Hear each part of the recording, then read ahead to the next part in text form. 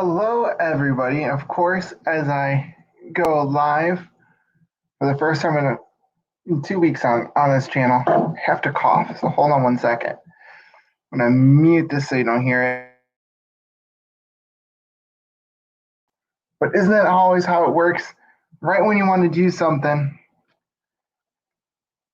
else, like you cough or sneeze or whatever.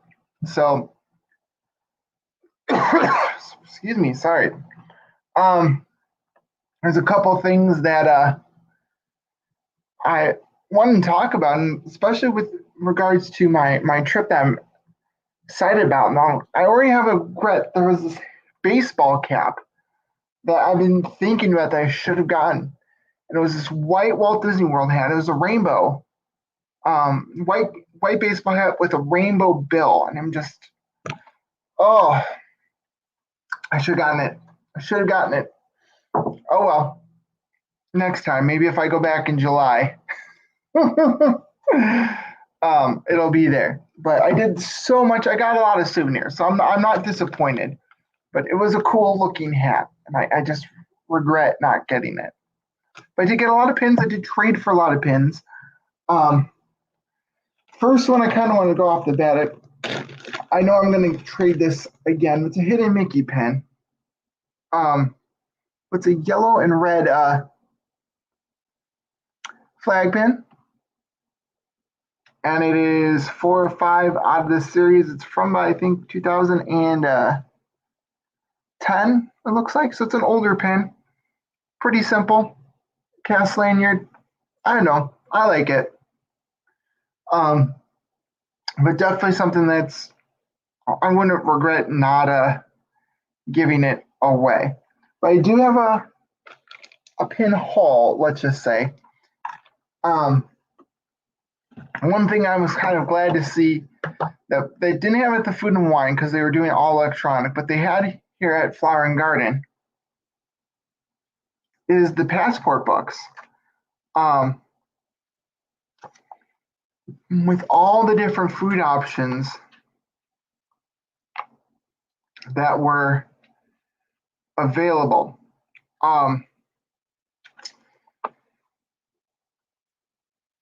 Just everything was so delicious. I did a lot more drinking than I thought I would. I had a lot of beverages actually.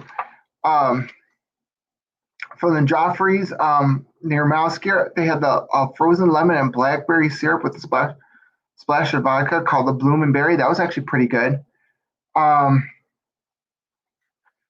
had that.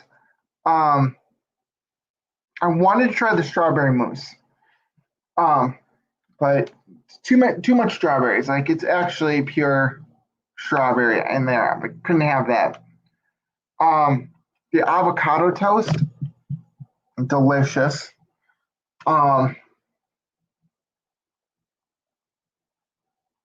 Delicious.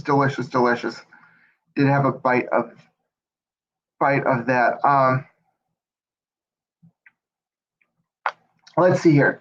At the Honey Bistro, I had the Honey Peach Freeze, which is more like a Frosty. They call it a freeze. Think of Frosty at like a Wendy's. Those actually very good. You can have it with blueberry vodka. I think you'd be okay with just the freeze. It doesn't need the alcohol for that one. But also there they had like corn spoon bread with jalapenos, bacon, honey butter. Oh, delicious. This is Honey Bistro. This is near the Travelers Cafe. So this is near the Starbucks in World Showcase. Citrus Blossom. They had an orange lemon smoothie, which comes in the orange bird sipper, which I actually did get, but I got it for my brother, the sipper. He didn't get the sipper the last time we were there in July. I did get a sipper in July though. So this is his sipper. I think the ones this go around for Flower and Garden are I think much better than the sipper I had. but I got him that. The orange lemon smoothie, that was awesome. Um, Also from there, there's the orange sunshine wine slushy. It basically is a dreamsicle with a little bit of wine. Um, that was very delicious. Um, what else did I got some um, house-made Italian sausage and peppers poutine. Um, although even though it says Italian sausage in the book, it does have it's a plant-based Impossible sausage, which that was good. That was good. Um, can't go wrong with poutine. I heard good things about the street corn on the cob with garlic spread. That was good. Um, boneless Impossible Korean short rib. From also very good. I had the passion fruit margarita. Um, it was a margarita. It wasn't bad. Um, it wasn't something I would write home about though. It was just it was average. Um, there was a potato pancake in the Germany area. That was pretty good. Um, there was frushi, which I'll admit I did get that. Um, I just poked out the strawberry. Um,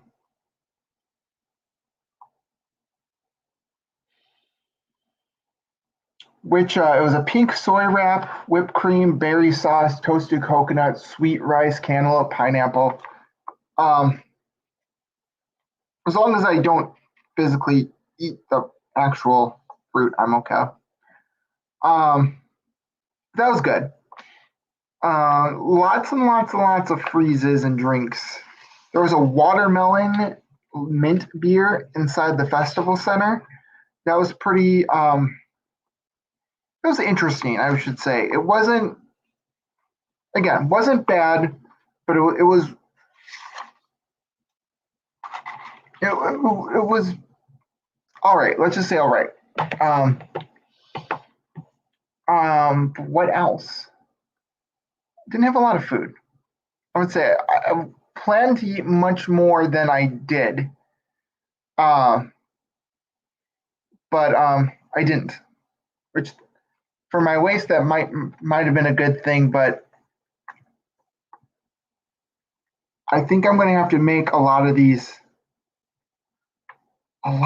things here and just try to find the recipes. Copycat what's in here. Although I did eat at the Hollywood Brown Derby at Hollywood Studios on this my day 2 of the trip. I had the Cobb salad now, which honestly, if I could go back there again and get the Cobb salad, like that's pretty much my go-to on there. It's my second time eating there, both within the past year. The first time was on my birthday. I purposely chose that for the Cobb salad because I know the original Brown Derby in Hollywood, California, was the place where they made it was the original Cobb salad. That's where they made it, and that's where it was created.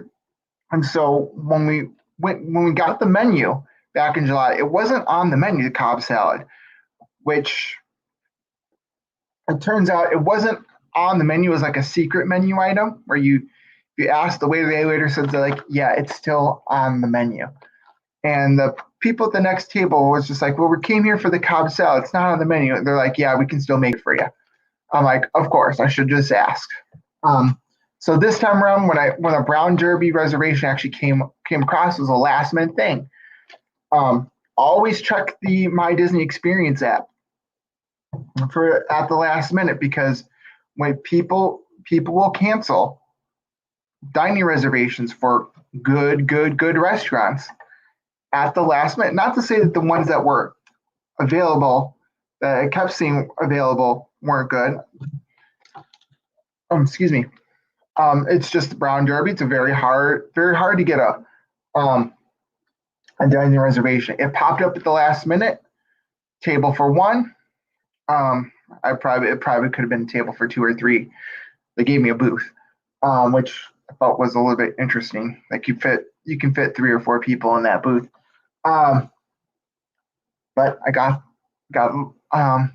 last minute dining reservation for Brown Derby. I'm like, I'm getting the Cobb salad. It's on this time around. I know it's on the menu, and actually they put it back physically on the menu at that point. So many different uh,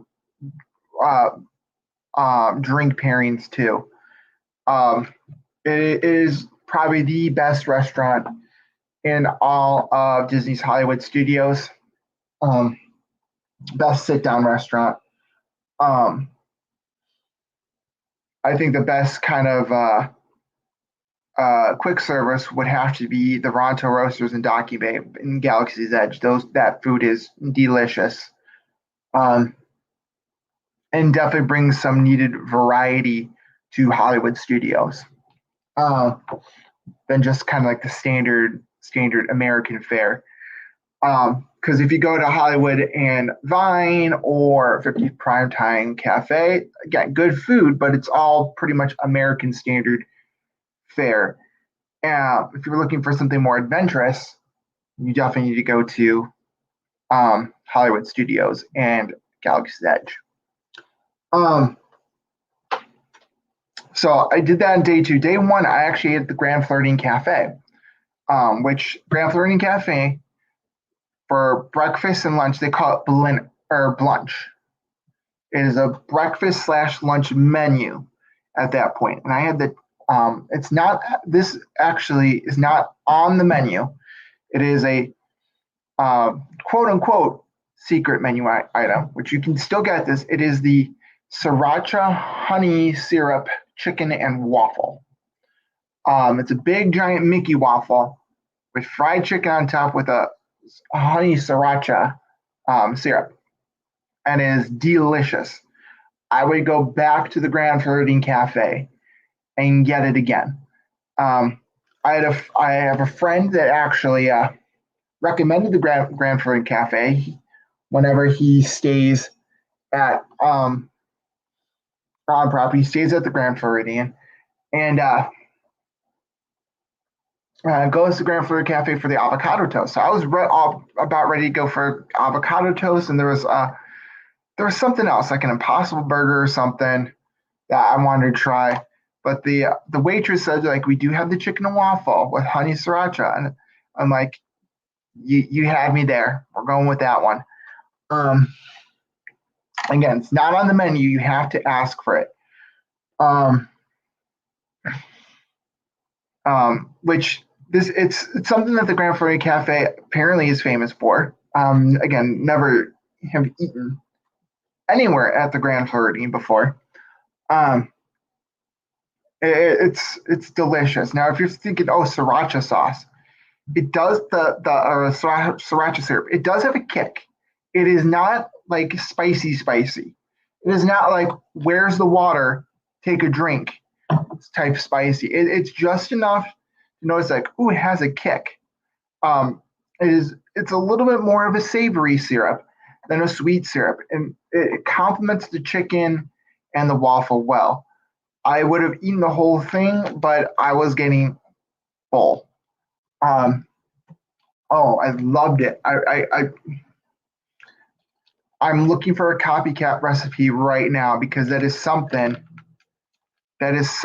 Oh, I'm sorry. Like my mind is going like I need to go back to Florida now and get it. But that was my other thing that I had, and the rest was just kind of like festival food. And actually, I was staying at All Star Movies, and I was worried that I was not going to have anything to eat from the time I left work Thursday night or Thursday afternoon until going to my resort, because I live in the Chicago area. I was flying out of O'Hare, and basically, when you fly out of O'Hare, especially if you fly out of Terminal One, which is United, you pretty much have like McDonald's and the Starbucks. There are a couple like local places like the Berghoff Cafe. There's a Berghoff Cafe, which is a famous restaurant in Chicago. I believe there's a Chili. Maybe there's a Chili's to go. Uh, um, but there was enough time for me to sit down anyways, and those restaurants were packed. Stuff to take on the plane again. I don't know. Like I'm like I don't really want McDonald's. Like, I wasn't that desperate. I was like hopefully making maybe like eating getting like Uber Eats, but or something. I don't know.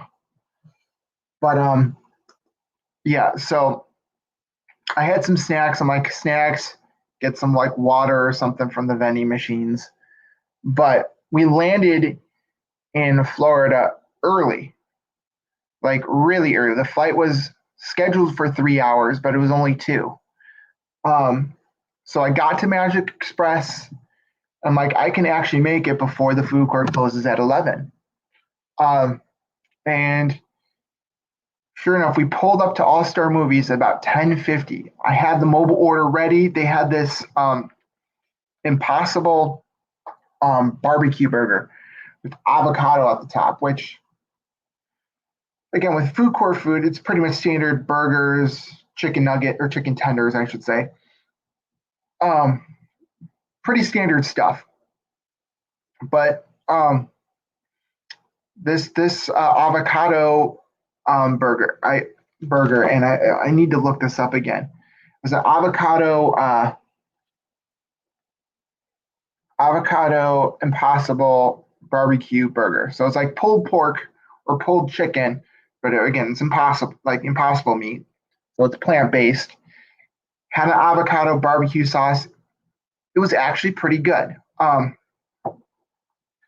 Now again, people are like, oh well,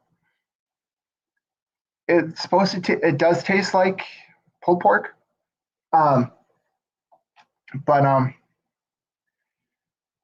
I I forget who was. I saw this somewhere. It's like, why would a vegan or a vegetarian person want something tasting like meat?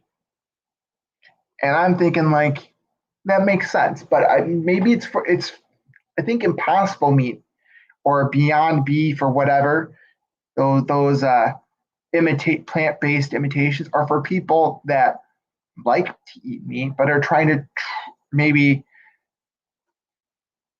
transfer their diets to a more plant-based diet so they can get that meat taste but eat more like plants. So it's not for someone who's been growing up vegan, growing up vegetarian. Um, they definitely don't want that meat taste. It's for somebody who's like, yeah, I do like beef, I do like chicken. Um, I don't want to cut that out of my diet, but I definitely want a more healthier, like plant-based diet. For because red meats or whatever you see online for the red meats.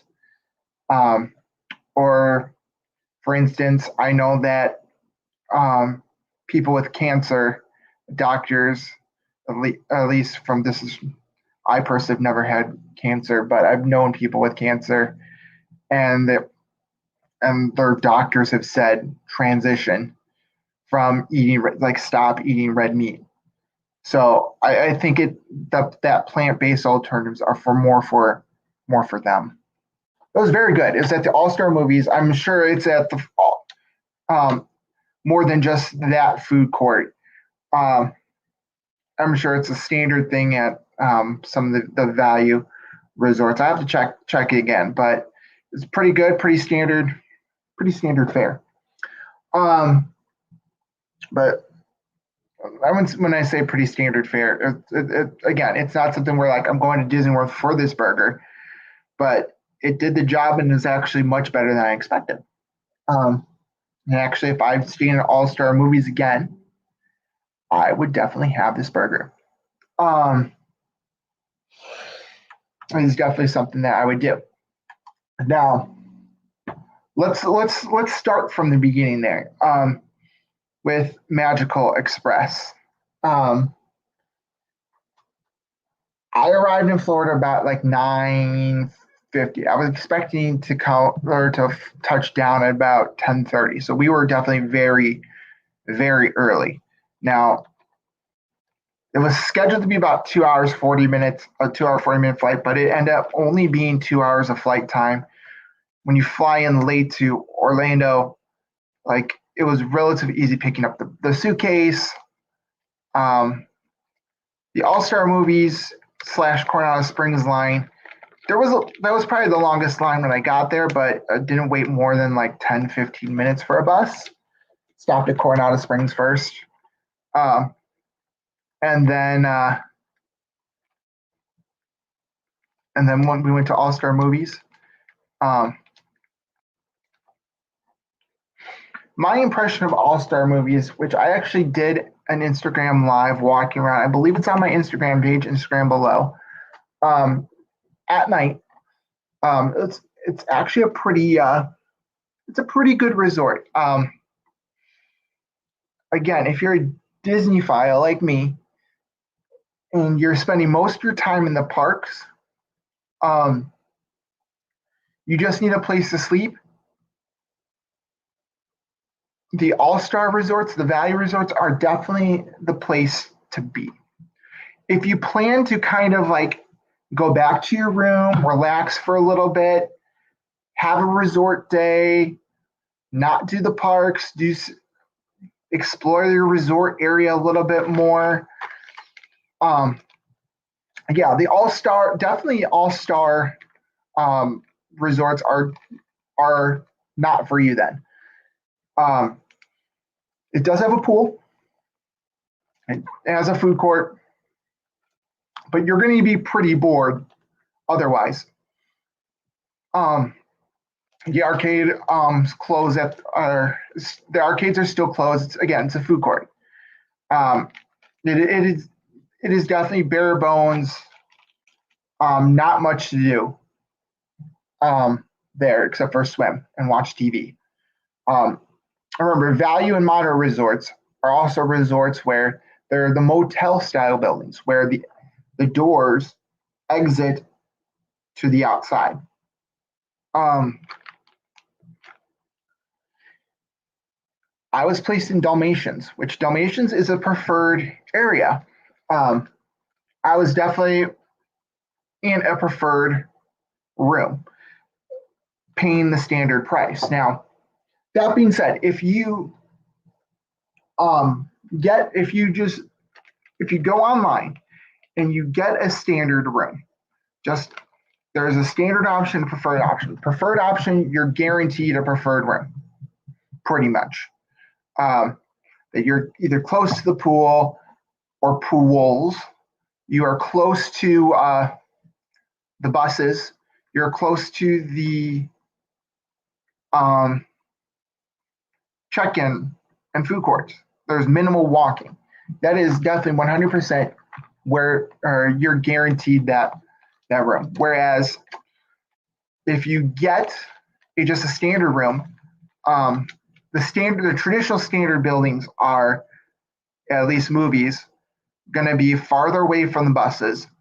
They might not necessarily be close to a pool, although the Mighty Ducks in movies they're just standard rooms. They're not preferred rooms. And Love Bug is also, they're all standard. Whereas every other building, the Fantasia buildings, the Dalmatians buildings, and the Toy Story buildings are preferred because they're close to Fantasia pool and they're also close to the check-in hall. These are fairly big resorts. There are 10 buildings in total, but I do have to say that it is a little bit of a walk from Mighty Ducks to the buses or Love Bug to the buses. But it's not terrible. So if you are seeing all-star movies, I got Love Bug. Don't sweat it.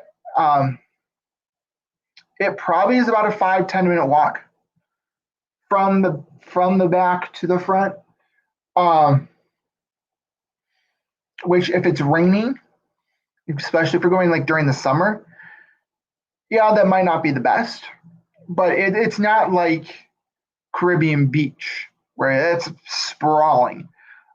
It's not all-star music where most of the rooms are in the back and everybody's walking towards the front pretty much. Um, there's a lot. It's a lot more doable. It's spread out this way rather than deep for the most part. Um, so there's less walking. I mean, even if you're in Mighty Ducks, it's a 5 minute walk. I would say um, to get to the buses at Wilderness Lodge, I had room for like 5,007. So I was on the fifth floor, room 5,000, like seven ish. Um, it was definitely the single digits, 5,007, 8, 9, I forget. But that's towards the back. It's actually like my room is near the fire escape, the fire stairs, stairwell. And it was quicker to walk down the stairs to the boat to the Magic Kingdom there. So that's what we did when we were going to the Magic Kingdom is we walked down the stairs and walked up the fire stairs, which anybody can do. You can walk down the stairwell. There's not like an alarm or anything. Um, and we went. It was like two seconds to the boat. But to get to the lobby, I felt like it was a longer walk, a longer journey to go from my room to the lobby into the buses at Wilderness Lodge. Yes, it's indoors, so you're air conditioned, it's climate controlled, and all that stuff. Um, but it was much longer journey or comparable journey from that room on the fifth floor towards like the geyser. If you're in a geyser room or room that's near the geyser, room near that's actually um, near the lake, the far end, then I would say the Love Bug to the buses at All Star Movies. So it's comparable. So just because you're staying at a deluxe resort doesn't necessarily mean you're close to everything. I mean, Beach Club too. Um, I the buses for the Beach Club are pretty far away from the actual like Port de Cocher, the vest no, there. It's a little bit of a walk to get to the buses. Um, in fact, from the walking from Epcot, when you got to the Beach Club property to the DVC stuff, that is actually a little bit of a longer walk too. So just because you're in a deluxe resort or even a moderate resort, doesn't necessarily mean like, okay, you hear value. Oh, this is a big property. Well, yeah, kind of, sort of, but at least the way that they work some of the value resorts, it might actually be a shorter walk or comparable to a deluxe. Of course, there's some like I think like the worst in terms of traveling to the front is Animal Kingdom Lodge, Kidani Village. It's just you have the lobby that and the buses here, and it's a long walk indoors with a long hallway. Just because of how the resort needs to be set up with the animals. So, in terms of walking, Animal Kingdom Lodge, Kidani Village, especially Kidani Village, that might not necessarily be the best resort for you. Yeah, so I actually like it. It's the rooms are small now. Being used to for the past couple stays, with especially with being put into DVC rooms in July. The DVC Beach Club, just a huge. It's like a mini apartment. I think my apartment that I'm living in right now is just a tad bit bigger not that much, than a one bedroom DVC. 9.5. Yeah, well, never mind. The kitchen, I think the kitchen of my place in the dining area is probably,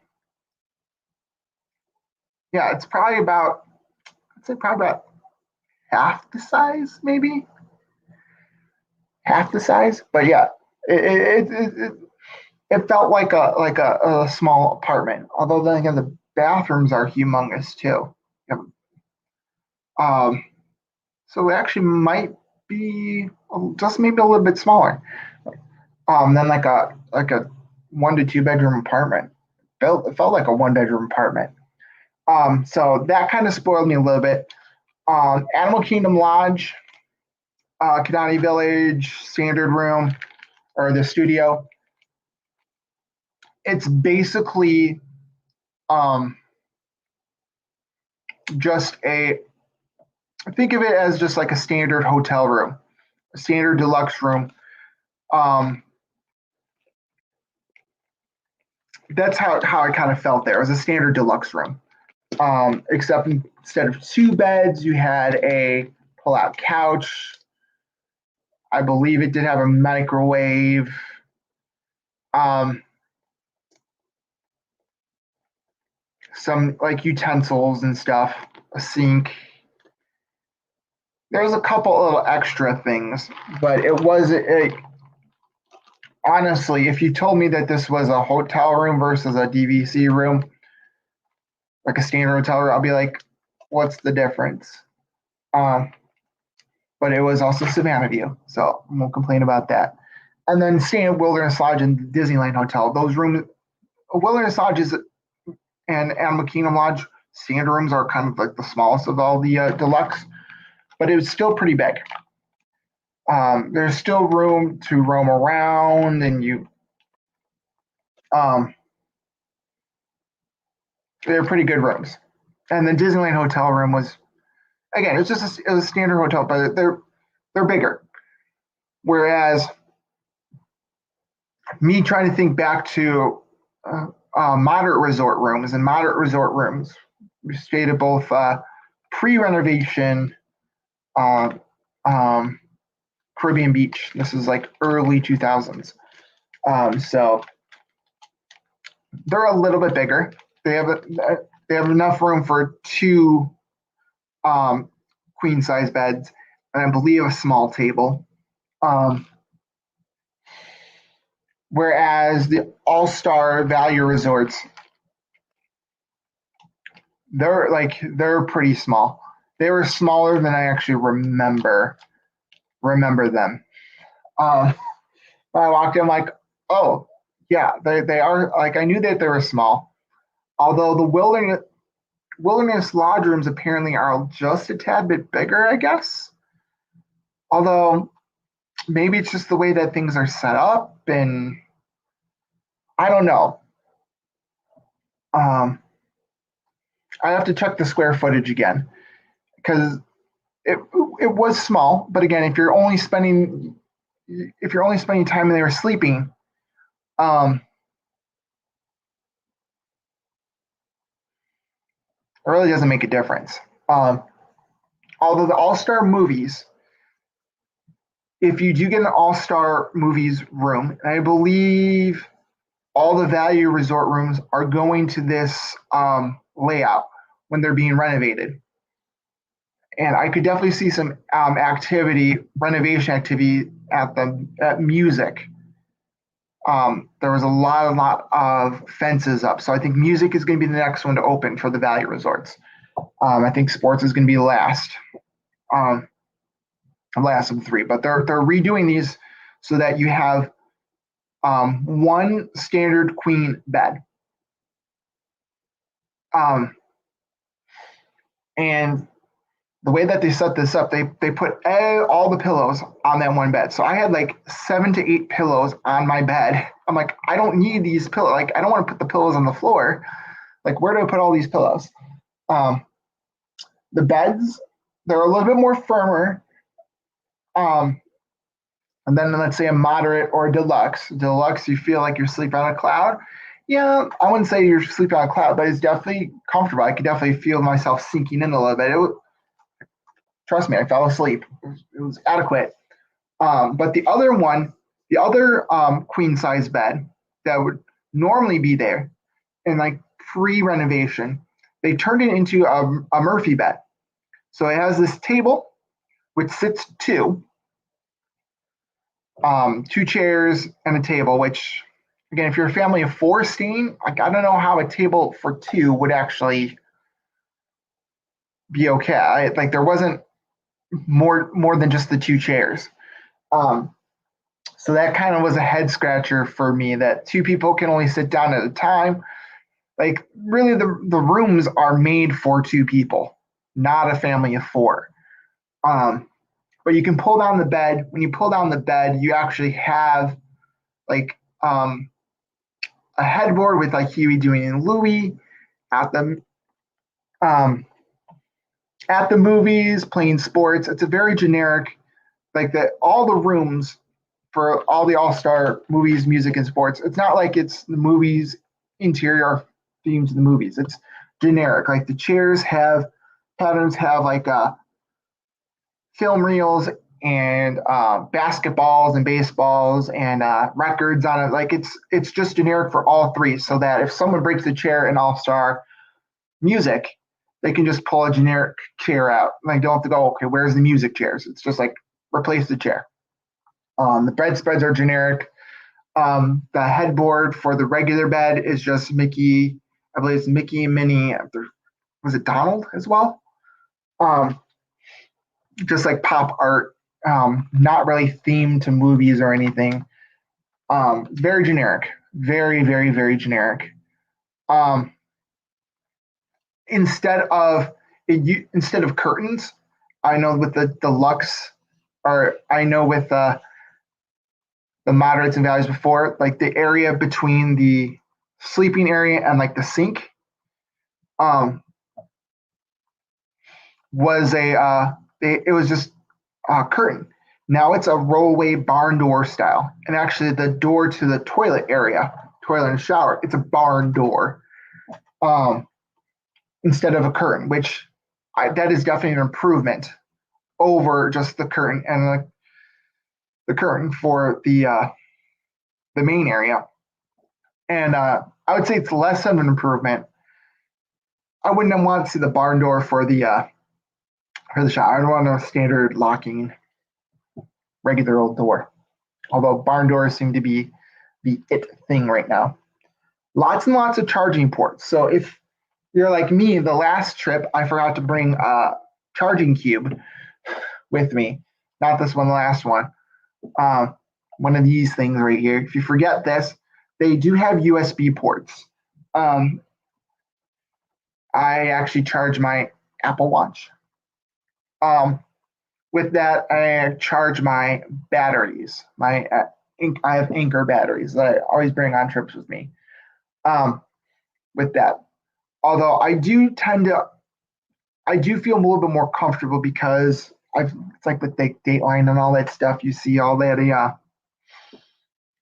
stuff like, well, hackers can put stuff into the charging ports, and you can get like um, viruses through that way if you just hook up the USB directly to the USB charging ports. Um, but it's a nice backup to have just in case, oh, I did forget. Um, but I always feel more comfortable. I pack like 5 of these.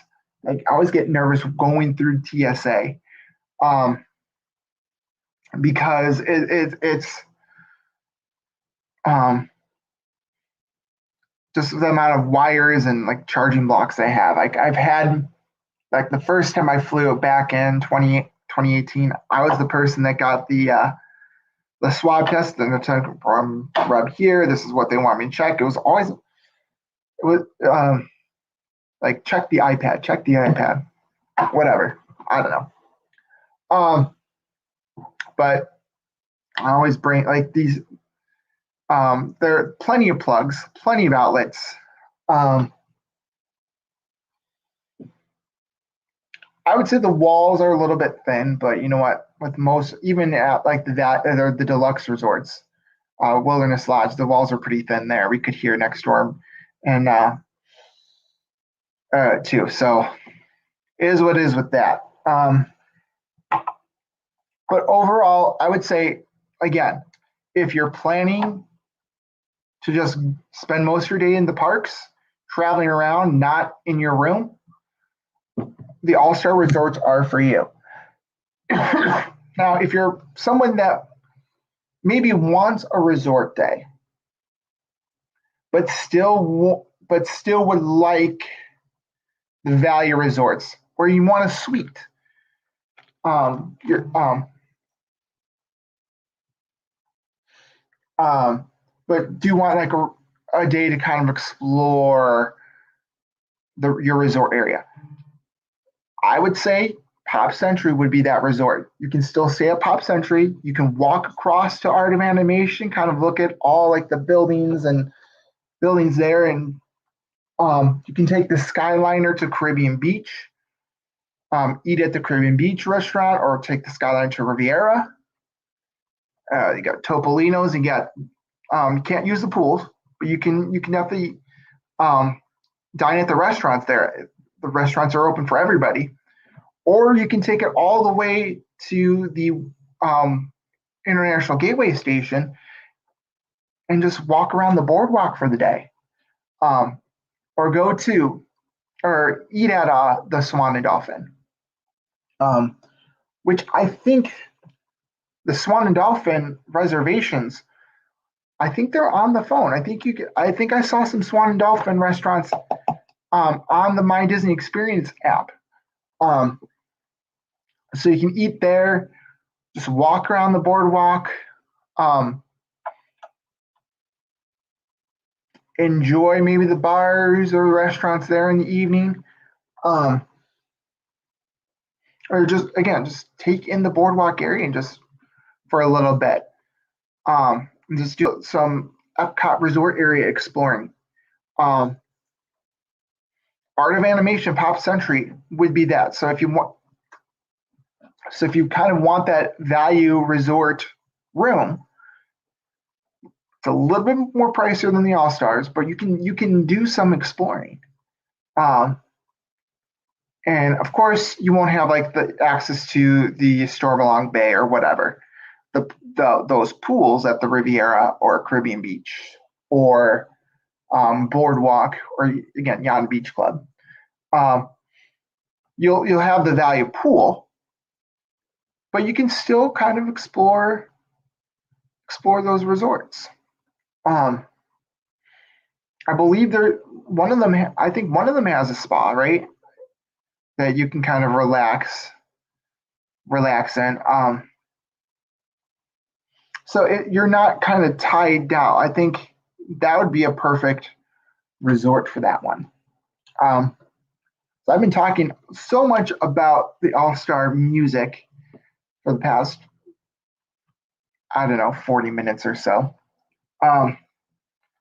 But I haven't talked anything about like my trip. So it was 2 days.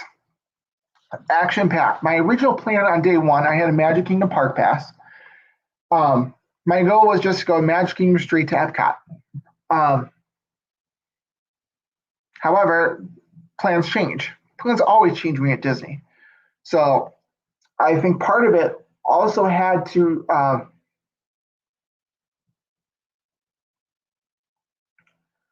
part of it also dealt with I had a miscommunication on when my lunch was actually. My lunch was actually a later lunch. I thought it was 11:30, but I might have actually changed it to 12:30. But it was 12:30 at the Grand Floridian Cafe. So I spent the entire morning at the Magic Kingdom.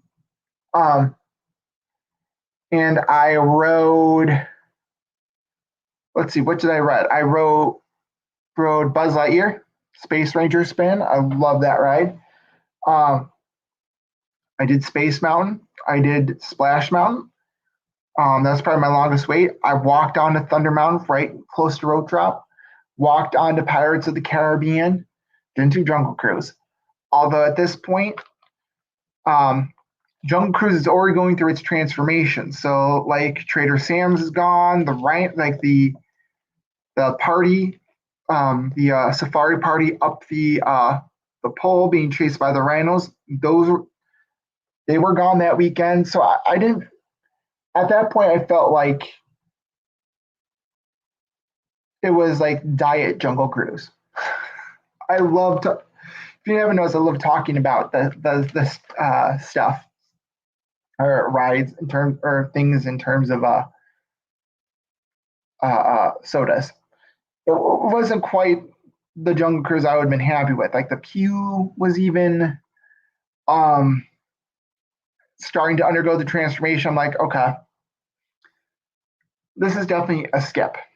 Oh, I did have the Kakamora float from Aloha Isle. That was good. Although it had pineapple juice, the ice cream should have been pineapple. It was just vanilla Dole Whip. Eh, kind of blah. Um, it did come with a cake pop. It was very good. Like the actual float part was good, but when it was just the ice cream that was left, I'm like, I don't really care for the vanilla ice cream, vanilla soft serve. Um, what I did the Haunted Mansion wasn't a walk on per se. I think I caught the Haunted Mansion got in line as they were cleaning it. Um, because it was very slow moving. Like it didn't really move at all at first, and then after a while, it just like bam, like something like the line just and with Omni movers in general, like you can tell when they're cleaning because the line stops. When they're not cleaning, it's like it moves pretty fast. Um, so I did that. Um, I'm trying to think. I didn't do anything from Fantasyland except for the carousel on day two. Um, not Mine Train was a pretty long line. I was just trying to figure out what rides I want to do. Um, and what rides would kind of hold me back um, from my plans for that 2 days. So unfortunately, no Jungle Cruise this last trip. No Small World, which I could live with not going on. It's a Small World. No Peter Pan's Flight again. No Winnie the Pooh, or did I go on Winnie the Pooh? No, I didn't do Winnie the Pooh. Oops, sorry. I didn't do the teacups. Although teacups are more fun if you have another person to kind of make them sick. I could have done Little Mermaid. That was a walk on. I should have done it, but Fantasylands are kind of not my thing. I kind of stick to Adventureland, Frontierland, Tomorrowland. Those are my lands. Wherever there's a mountain, I'm there. So after that, I kind of walked over to the Grand Floridian and did an Instagram live from Magic Kingdom to Grand Floridian, that new walkway, which is a beautiful, peaceful walkway. And actually, as I was walking down and kind of showing everybody the walkway on Instagram, Disney was actually they were doing some a photo shoot with a model. The cast members just walking down that walkway. I think with either some promotional picture probably where they just post on the website, lady having fun, or maybe it could have been for Shop Disney. It's most likely probably for like the their website. So they were doing some sort of photo shoot then. It's a pretty quick, honestly. If you're staying at Grand Floridian or going to Grand Floridian for whatever reason,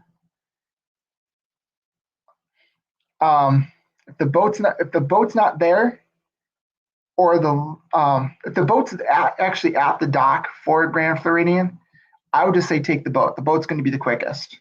The water launch. No wait. If there again, no wait. You can get right on.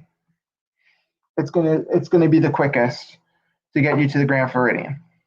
Um, However, if you know you're gonna have to wait for the boat just left, or um, there is a long line for the boat, you're gonna be standing on your feet anyway.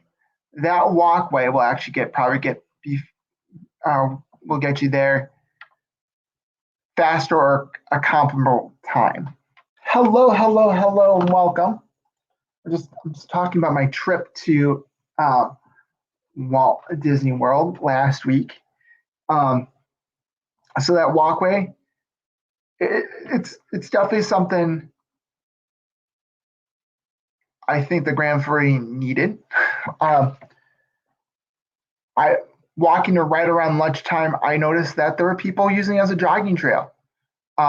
You can jog right up to the water launch area for the Fort Wilderness campground and Wilderness Lodge. And you can turn right around as well. So there's also people that they pack their own lunches. There's lots and lots of good picnic spots. I could definitely see if you pack your own sandwiches, leave the Magic Kingdom, go over to this area, throw out the blanket, have a picnic right there. There was definitely quite a few families that were picnicking right there for lunch. Disneyland does have a picnic area, like a little picnic area, which I was surprised to see that they had a picnic area outside the park gates. That could definitely be a picnic area. Although, word of warning, it's outside the security it's outside the security zone, so you will have to go through security to go back in. Again, I talked already about the Grand Floridian Cafe. I took the monorail back to Magic Kingdom, and I made a decision: do I go back in? It was when I got back to Magic Kingdom, was about, I would say, 1:55-ish. So I was like, do I go back in? Do I see a cavalcade? Do I try one more ride? Or do I continue my journey and go to Epcot? Which at that point, I decided, you know what? Let's just park hop. It's 2:00. I've already gone through security. I've gone through security. I'm here. Yeah, I'll have to probably go through it again if I go to a park hop, but that's fine. So at that point, I decide, well, if there's an Animal Kingdom bus, I'm not planning on going to the Animal Kingdom. I'll just take it, get a picture in front of the Tree of Life, maybe see if I can ride a ride, and then go from there. And so I'm on the bus. I'm thinking, okay, if I'm going to Animal Kingdom, that wasn't originally part of my plans. Let's do all 4 parks in one day. So that's what actually happened. I went to the Animal Kingdom, went through, got my picture in front of the Tree of Life, which I'll be posting those pictures on my Instagram shortly.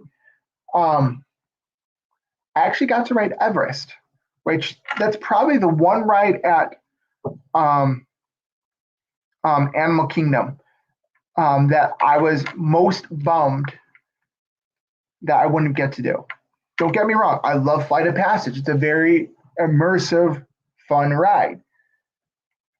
But I'm sitting here right now, and this is kind of proof. I'm sitting here right now, like I was at Animal Kingdom. I did not do Flight of Passage. I don't regret that. Navi River Journey. It's a good immersive experience. Very calm, very relaxing. I don't regret not doing it. The safari, I do have a little bit of a regret. I love the safari. Although at the same time, for me to accomplish all 4 parks in one day, just like a week or two prior, people were stuck on the safari for about a half hour or so because of storms. They knocked some bamboo into the path of the vehicles. So those people were stuck there for quite some time. And again, the animals control the pace of the ride. If a giraffe decides to park themselves right in the middle of the roadway, the path, you're stuck there until the animal decides to move. So not doing the safari for me, there's a little bit of regret. I would love to take the pictures, but the safari is a longer ride.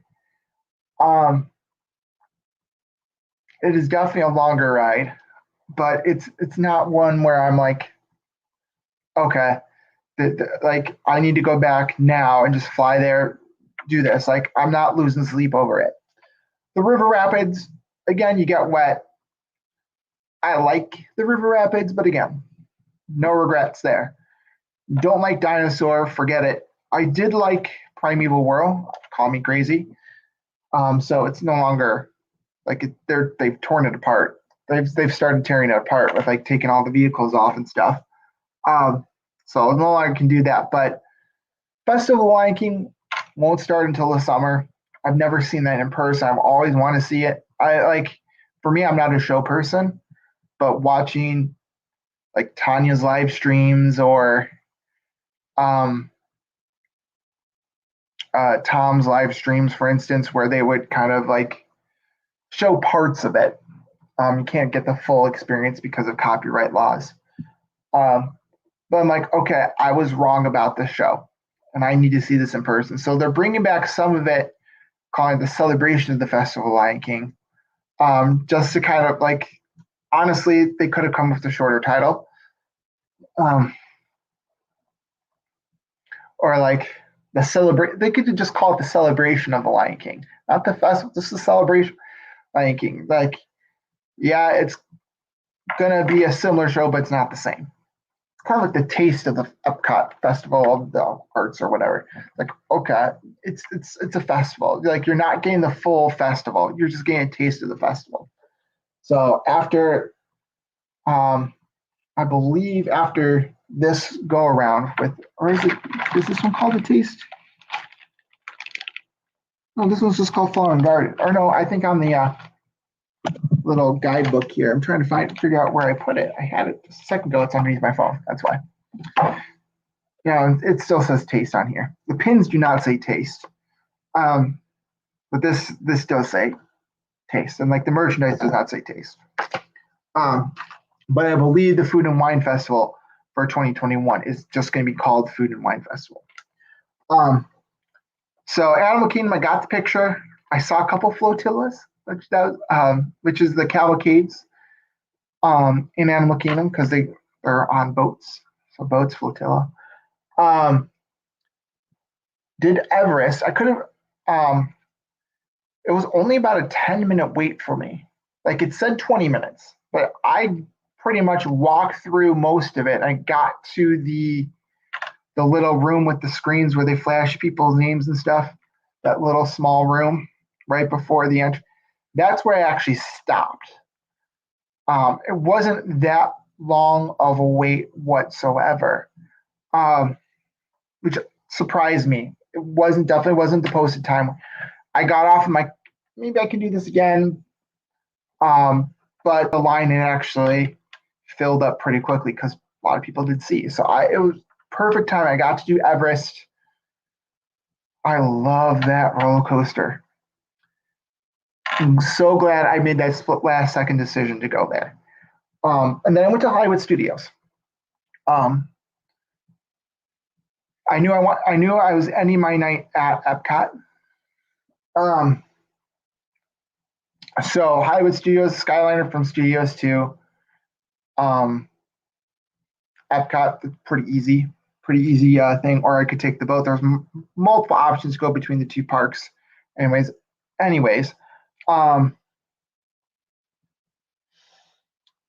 got the picture on down Hollywood Boulevard. I'll post that as well.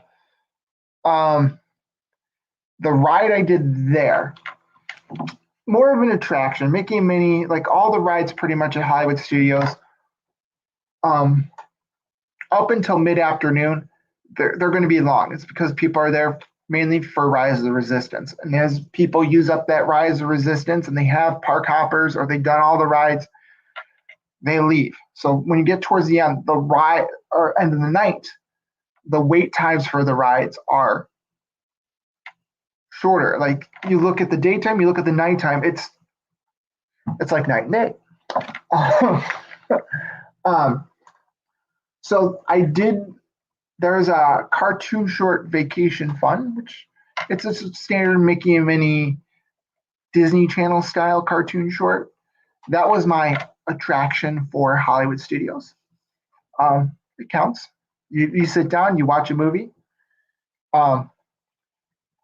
There's no special effects or anything. It's just it's a cartoon short.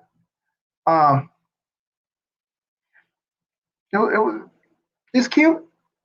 It checked off a box. Went through Galaxy's Edge a little bit, explored that a little bit. And then I left Hollywood Studios for Epcot, where I got to do Frozen. I did the Mexico boat ride, Grand Fiesta Tour. Living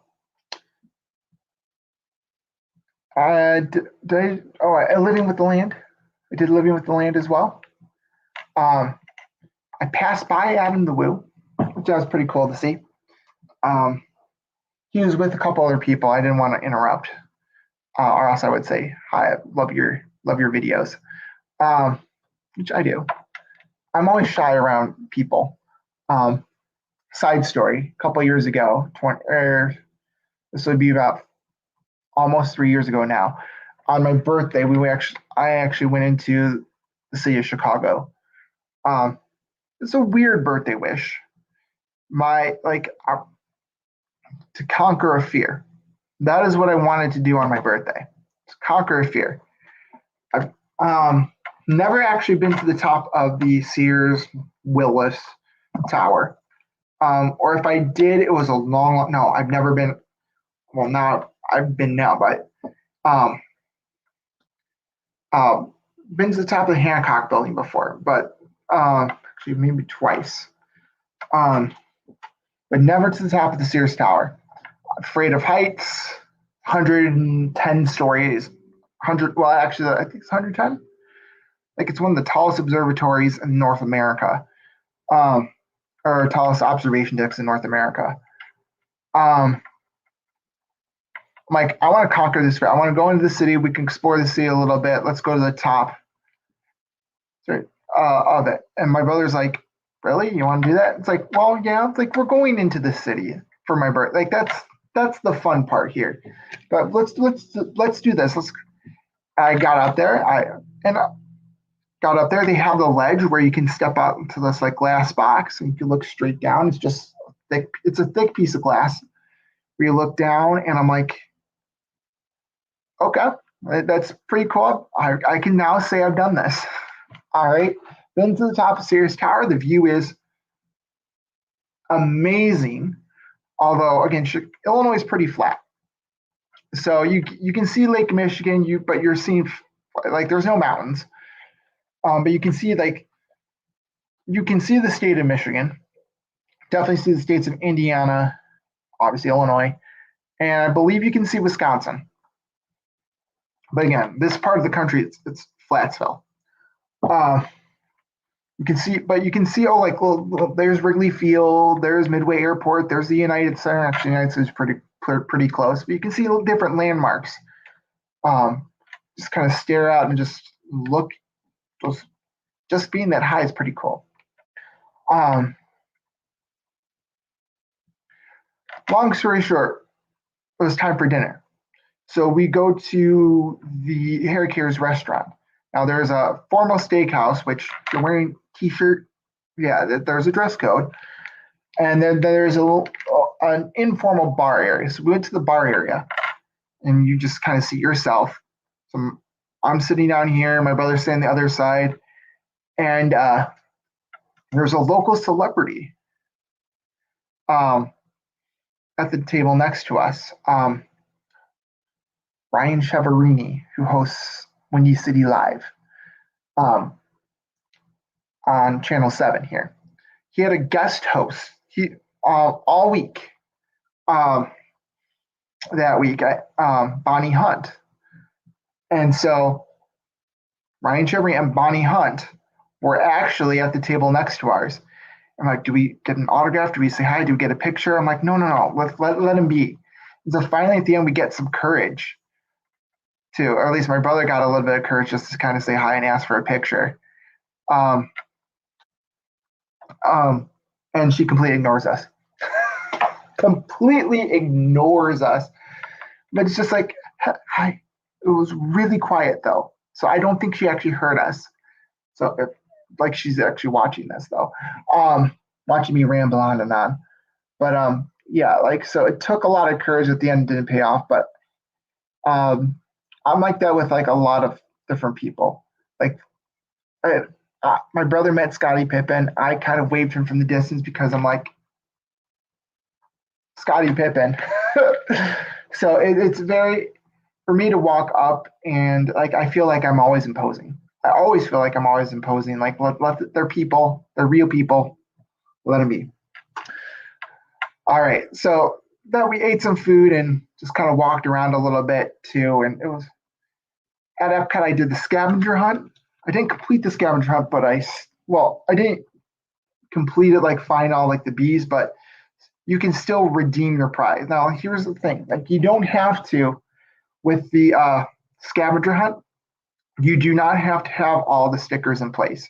You can just go to one of the redemption locations, which I believe it's Mouse Gear, one of the two gift shops in the Showcase Plaza. I forget which one. I think it's the one on the right with all the festival merchandise.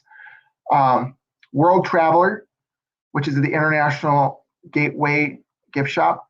They all you can redeem it automatically. So you can redeem it and then do the scavenger hunt. So I found some of them, but right now they're tumblers. So I got the Orange Bird tumbler for the scavenger hunt. This was $8, which honestly I think Disney can probably sell these for like 15 or $20, probably 15. It was an $8 scavenger hunt. And then they also had Minnie Mouse for this one and Figment. I wanted also to get the Figment one. Oh, this kind of looks like a hidden Mickey right here, right? The two oranges in the ears. I just noticed that. That's pretty cool. But you got orange blossoms and the orange bird. I don't know. Is this? I don't see that this is dishwasher safe. So you might have to hand wash this. But it's actually a pretty cool prize. More useful maybe than like the set of two plates. That was, but and I will also say that the bees, like Spike the Bee, where you have to find Spike the Bee, which there wasn't a Spike the Bee cup, which I thought that was interesting. I think that was probably supposed to be the fourth one, but it wasn't an option when I was there. They're pretty easy to find. I'll give you that. Like the bees are actually pretty easy to find because you're looking for like how like in the garden centers you have these big like the name tags of like the plants where you're looking at it. You're looking for those types of things, and then Spike. If you see that, Spike the Bee is around. It's this. The names of the gardens don't necessarily match up with some of the areas. Like it's like, oh, like the Shakespeare garden. Okay, that's going to be in England. Like it's not like France or what. Or some of the names match up. Some of the names are just like, oh, okay, that makes sense why that would be in Japan. Or that makes sense why this would be in like or near Mexico. But something you really have to search for, and that you're going to need the guide or a guide map, the book or the guide map, because it does have, I believe, the garden destinations. Here, you're going to use this. Like you have Garden Italiano, the Kokedama Garden, the Urban Spice Garden. Like Urban Spice Garden, that could be anywhere. It's in Morocco, and that's one of the locations of the scavenger hunt. Floating Gardens, Festival Blooms, Tropical Rainforest Garden. Okay, Tropical Rainforest, where would that be? Oh, it's near Mexico. So there is that. Um, the second day, I started with Hollywood Studios. I did Rise of the Resistance. I did Tower of Terror. I did Rock and Roller Coaster. I did not do Star Tours. I did not do Millennium Falcon, which again, Millennium Falcon, just riding it by yourself, not fun because it's a game. It's a more of an interactive game. Even with just two people, like you need a full six people or at least five people, like in order to really enjoy it. Um, I did Slinky Dog. I did Toy Story Mania. I did a lot of things in Hollywood Studios. I didn't do Alien Swearing Saucers, which that one I actually do regret. It's definitely a kiddie flat ride, but it's think of it as like teacups, but maybe less spinning, a little bit less intense version. But if you stare at it, you're just kind of like, oh, this kind of looks like a boring ride. But when you're on it, it's much more intense. Like Meteor's Junkyard Jamboree is the equivalent ride for that at California Adventuring in Anaheim. I rode that one before Alien Swearing Saucers, and I'm like, oh, we're going on this one. This is not going to be fun whatsoever. But it's a pretty awesome ride. Like it whips you around. Um, it does whip you around. It's cool. It's a nice ride for the little ones. They're gonna love it. They're gonna think it's thrilling. But if you're an adult and you just like, oh, the line's short, let's just do this one. Don't skip it. Do that. Do either Maters or the Alien Swearing Saucers. You're gonna have a lot of fun on that ride. Um, all the big difference is that Mater Junkyard Jamboree is completely outdoors. So you have the sun beating down on you. Whereas the Alien Swearing Saucers one, um, there is a roof because it rains much more in Florida. Like those outdoor, completely outdoor rides, you won't really see them. It's the reason why the teacups have a roof in Florida is because it rains so much there. Um, and then I went back to Epcot. I did Test Track, a little bit more festival foods. Maybe that's why I didn't do no, I didn't do Living with Land that time. I just did Test Track. Just went back to Epcot just to make sure I did Test Track, more festival food, like I said before. And then I actually went to the Magic Kingdom. Um, took a couple more pictures, and I did the carousel as my last ride. And then I went home. I could have done a couple more rides. I should have done a couple more rides. I did a lot of pin trading too. That second go around. Um, and I think I did Thunder Mountain again. Did I do Thunder Mountain again? I did. I did. Hello, Elle. You just missed me talking about my whole damn trip, or darn trip. Um, but I got some merchandise. I'm glad I got to go too. Although I'm regretting not getting a white baseball cap. I can remember seeing this in the gift shop. It was a white baseball cap with a rainbow brim. Oh, I might. Oh no, you're good. You're good. I might ask somebody there to get it for me and send it. I'll pay for the shipping. But it was a pretty cool rainbow hat. Again, I regret not getting it. That was probably my one regret. I got to go to all four parks. You were with me with the with me, right?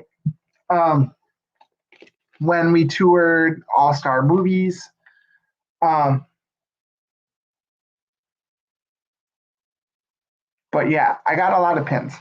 So I traded for a lot of pins. So first of all, you tell me this. I need the hat. I'm glad you love the tour.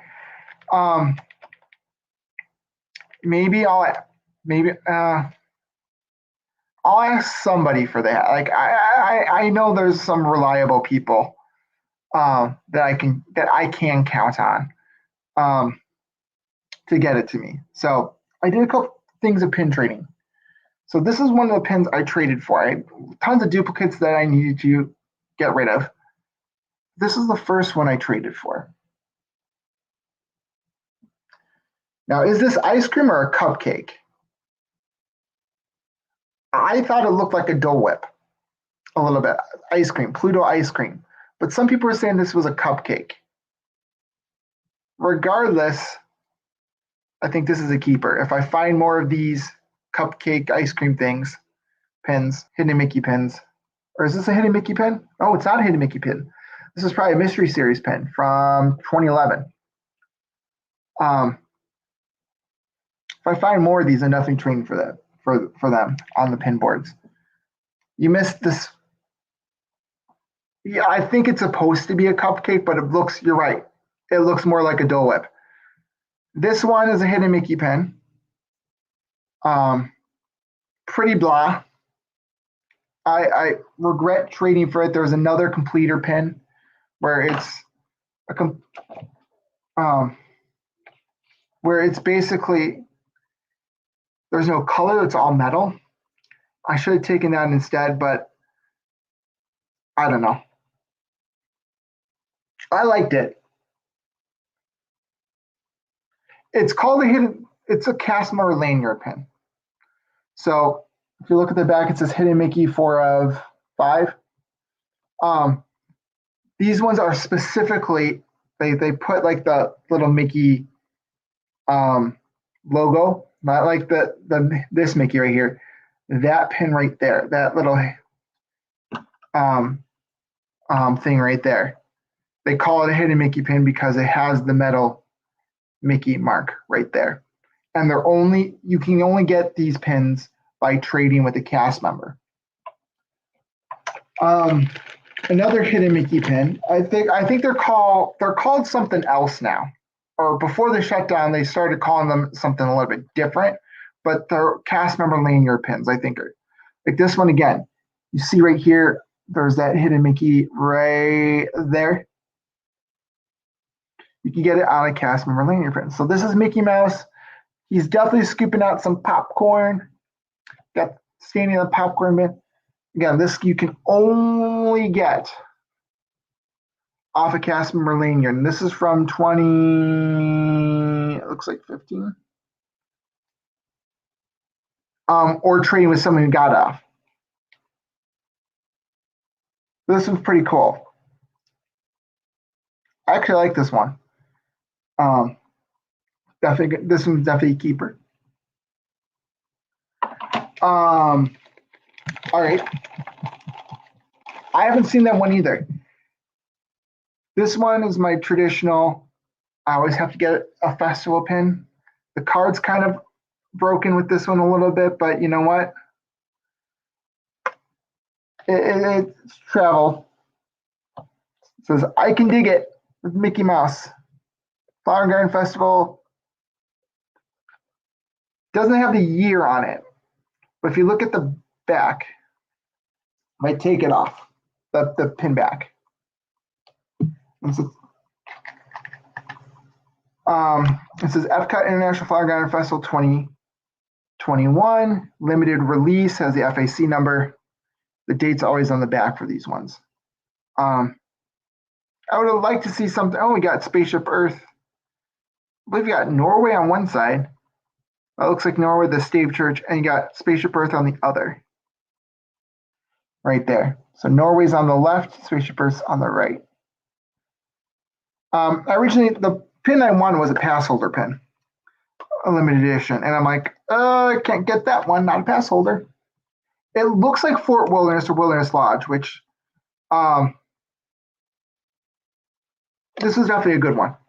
I think the limited edition pin was kind of This was definitely, even though it's a little limited release, which means that it's just through the run of the festival, whereas limited edition, they make like 2,500 and that's it. There's a little bit more of these. I actually like this one a little bit better. This one was just a spur of the moment purchase. Can you tell me where these two, what TV show this is from?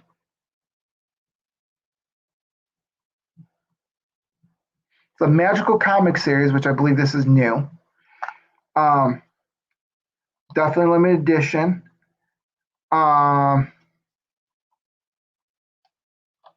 I haven't taken off the pin back here. It's the Rescue Ranger. Thank you. And this says 2021. So this is definitely this year. It's a limited edition 2500. There's three versions of these.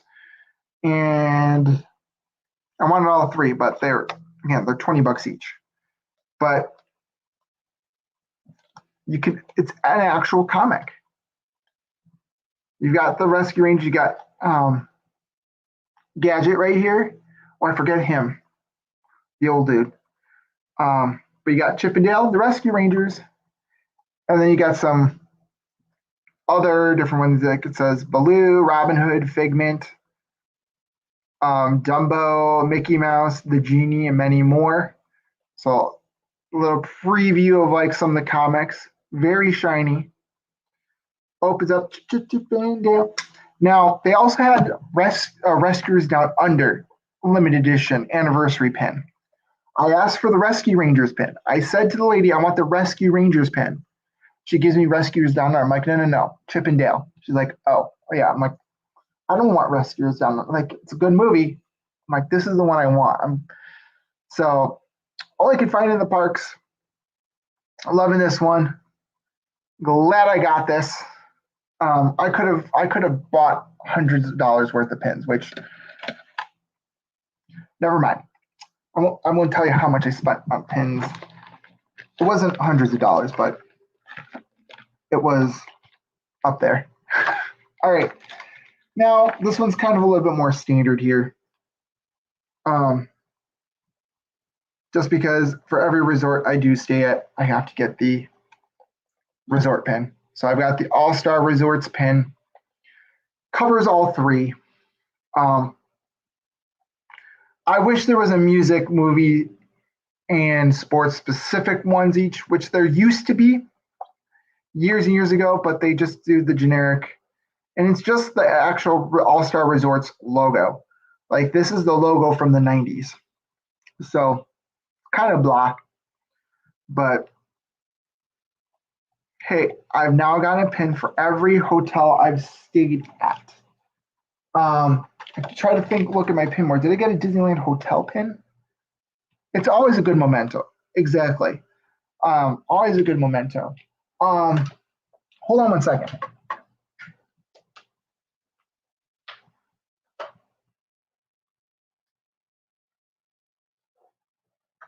So this is one of my pin boards. I forgot where the other one. Oh no, I see where the other one is.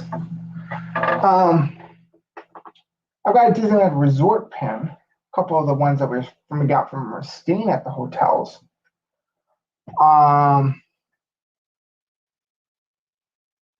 Disneyland sign. I don't have a Disneyland hotel pin. No. Darn. Okay. Oops. I've got all the hotels I've stayed at Disney World, though. We'll go with that. So that's something where I might go off eBay and find one, and get one for the Disneyland hotel. I don't know why I didn't grab one then. Although it might have been just go. I have a plenty of resort pin. Like it says Disneyland Resort. Now, I actually got a mystery set because day one, stupid me forgot my pins to trade. So I'm like, I need some pins to trade. So I got a mystery pin set. And it was the Incredibles. I'm like, I'm not really an Incredibles fan. In fact, a lot of these pins that I see are like one said Super Dad, Super Mom. I'm like, these are definitely, if I get these, I can definitely trade them. And sure enough, one of them did say Super Mom. And the Super Mom pin actually traded for this one. The other pin was Frozone. So I actually kept the Frozone one in the mystery pin set. So the back is actually kind of interesting because it's actually a black, it's not the shiny metal, it's a black backings for all these, or a dark one. But this is 2019 mystery pin set. So these are 2 years strong now. I'm like, this is actually a cool one that I could keep. Like, Could I see myself trading this down the line? Yeah, maybe. But this is the only one where I'm like, if I get the Frozone pin, I'll probably keep it. I'll most likely keep it unless I see a pin like I definitely need to have that. Which not a lot of people are trading pins right now with the cast members on the pin boards. So the pin selection's kind of not the best. Let's just say that. But this one, I'm like, you know what? I'm keeping it. This was the only good one out of the 8. Like it had Violet, it had Dash. But again, not an Incredibles person, like the Incredicoaster at Disneyland, but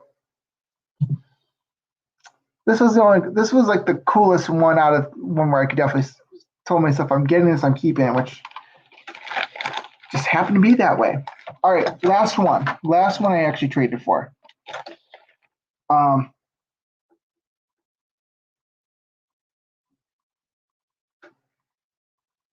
It's a Hong Kong Disneyland pin. From the back here, when I saw this, I'm like, so this could actually be from Hong Kong. Actually, I'm thinking it actually probably is. But it's an Easter egg pin. Donald Duck.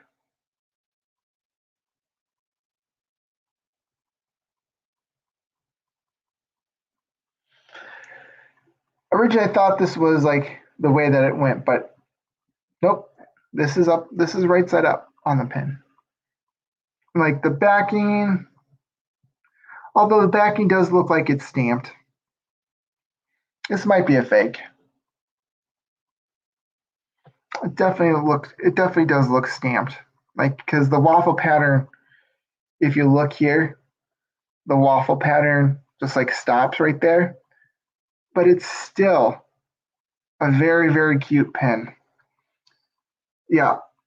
Usually, if you're seeing something that says like Hong Kong Disneyland or Shanghai Disneyland in the US parks, this pin's probably going to end up being a fake.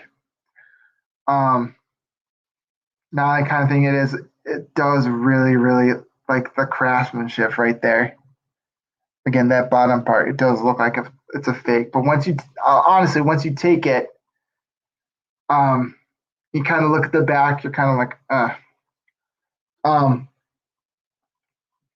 but again, with pin trading, if you end up getting something that's maybe not 100% real, there's the thing. I think you summed it up so perfectly. If you like the design, trade for it. Like, honestly, if you're that gung ho about all my pins have to be 100% real Disney pins,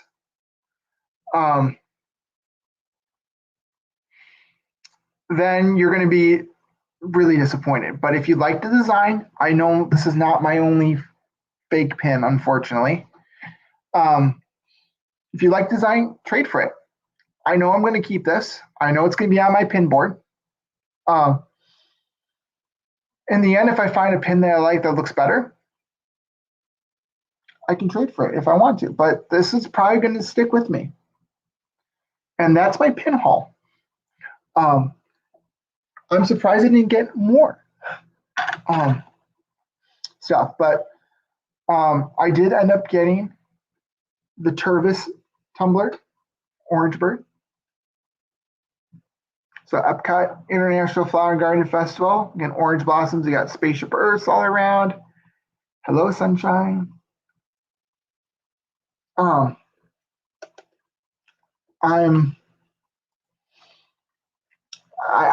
quickly becoming an Orange Bird fan. I've showed this a little bit earlier, the prize for the scavenger hunt. One last story before I go. I love the Orange Bird stuff too. I've seen this on Shop Disney before, and I didn't get it then, but they're still selling this in the parks. I'm like, you might have seen this on Shop Disney too if you've been like the desk plates, My Happy Place. I had to get it. It was like $12.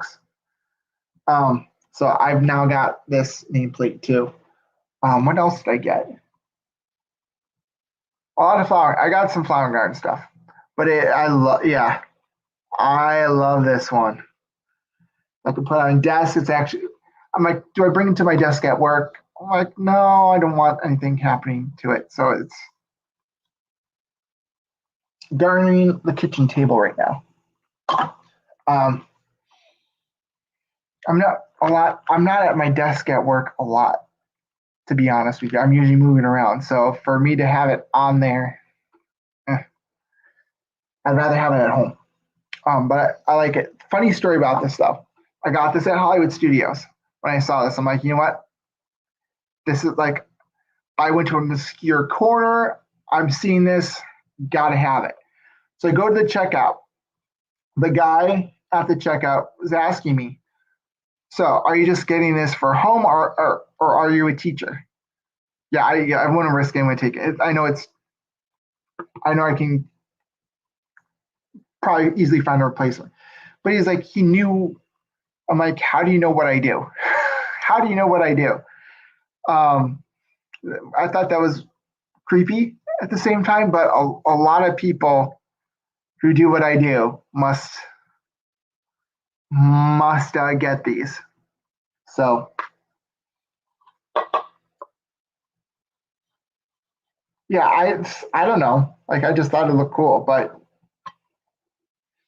I'm like, yeah, okay, that's weird. Um, but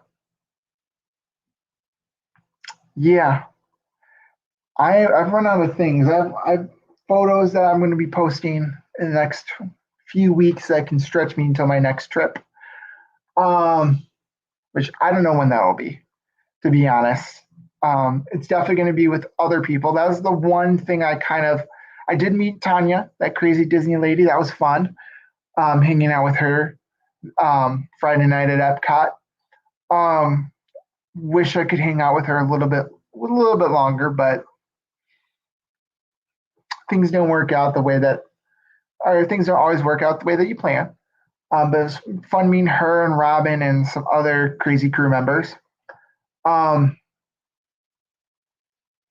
I definitely would want to, like, my next trip definitely can't be a solo trip. It has to be with people, or at least I know I'm meeting, hanging out with people constantly.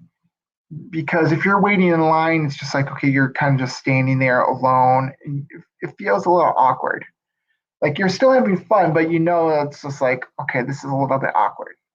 Um, so I definitely would go, definitely make sure I'm meeting people there the next time.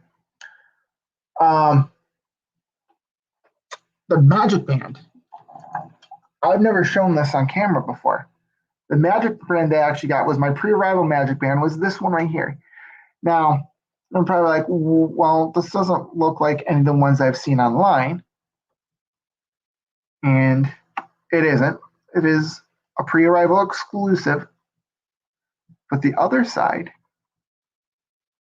is the Birthday Cake Castle, the 25th anniversary Birthday Cake Castle. And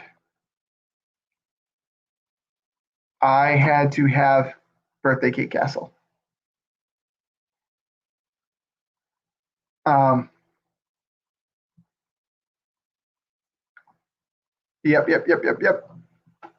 Which, if you've heard me talk about Birthday Cake Castle, I generally look at it positively because as a little kid, I thought this was the coolest thing, walking into the Magic Kingdom. If you're an adult walking into the Magic Kingdom maybe for the first time, you're like, what the hell is this? Right? My one like disappointment was like going to the backside of the castle and it looked a mixture of this and regular castle, which that didn't look good. But as a kid walking down Main Street with like giant birthday cake, that's what they were going for. My reaction is probably what they were going for. But a lot of people don't have a good memory of that. I do. So 25th anniversary, hopefully with the 50th anniversary. Yeah. Yeah. 50th anniversary castle. I do have to say, I still do not like the pink walls. I do not like the pink walls of the castle. Comparing the turrets, the blue turrets from July with the iridescent shiny blue, shiny purplish color to the color like the color that they are now that they painted to, much better. I think it definitely um, complements the gold ribbons that they put up and the 50th anniversary decorations that they put up. Um, it's a little bit, the decorations are much more simplistic than this. I think it's going to be comparable to the 50th anniversary castle for Disney World or Disneyland, Disney World for Disneyland's 50th. Um, the maybe a little bit less, or maybe a little bit more toned down, just a little bit. Um, but the decorations, the ribbons around the turrets, they look on the concept art, they look like they're flat on the turrets. They're more 3D. They look better in person than the kind of the concept art led us to believe. Um, the only thing that they have to put on is the giant 50 where the clock is now. It's still would I would like to see a little bit more.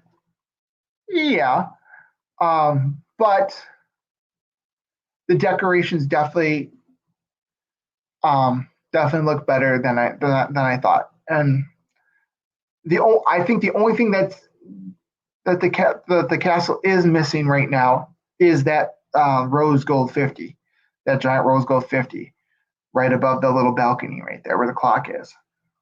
But it does, the castle does look good. I think, but it does need the walls do need to be painted. I hate the pink. No one I would say some of the other moderators I talk, they like the pink. Some people do like the pink. It's growing on them.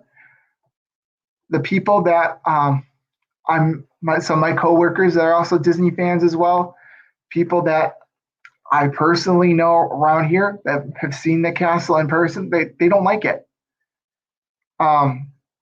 Again, your words, Elle, are so um I think it hits it right on the notes. Hate the pink, love the decor, but hate the core, but hate the pink. The nose blue is different, love it. Exactly. I think the blue fits the castle when you think Cinderella. I think they could have painted, honestly, if they're going for a special, like to make the castle a different color scheme, they're trying to make it look sort of like the Anaheim castle with like the pink there, which the Anaheim Sleeping Beauty castle, it works for that one. It really does work for that one. Although there's much less of the pink. Whereas Cinderella Castle, there is a lot of exposed wall. It doesn't work. I think if they did more of that iridescent shiny, maybe with the blue, like a periwinkle type light powder blue wall, you're right. It just doesn't work for WDW. I was hoping the same thing, but I think after the pandemic, they're like, this was just supposed to be for the 50th, but now we're going to keep it. That was what they said, but I don't know. The fact that the turrets changed, they're repainting the turrets, at least for now, I think shows that they are not like they're willing that the castle did not work out the way that they thought it would. Honestly, if they were going for like a 50th anniversary, they could have done that deep blue, painted the walls instead of pink, a deep blue, a deep shinier blue, and like painted the castle in like gold, like the corners in gold trim. Hello, Lori. Yeah, it's reopening this Friday. I know you're definitely excited for that. I am too. It's going to be great to see people going to Disneyland. It's going to be like it's gonna be weird that some of the rides are not open, like Jungle Cruise and Matterhorn. I don't think it's gonna be opening on opening day. Um, some of the rides are some of the rides where that's like, huh, why not this one? Although I do know that Matterhorn is a 50th anniversary, or it's more than 50, like 60 years old, over 60 years old. So it's an old ride. So I can get some of those older rides, maybe not be open um, for that. Although I'll end with this. Initially, um, the state of California said the only people that could go into Disneyland or any sort of theme park in California are just California residents. They recently made a change to that. As long as you're fully vaccinated and you're an out-of-state resident. So if you're fully vaccinated and from out of state, the state of California says that you can visit Disneyland or whatever. You can visit theme parks as long as you're fully vaccinated. So I can visit Disneyland. Which that's exciting, so that it's not just California residents. Although right now Universal Hollywood and Disneyland Resort, they're only limiting right now theme park reservations to California residents. I think they're exploring options so that out-of-state visitors can visit Disneyland with if they're fully vaccinated. I think part of it has to be you have to prove that you're fully vaccinated. So that might actually be my next Disney trip, to be honest, flying out to California for Disneyland.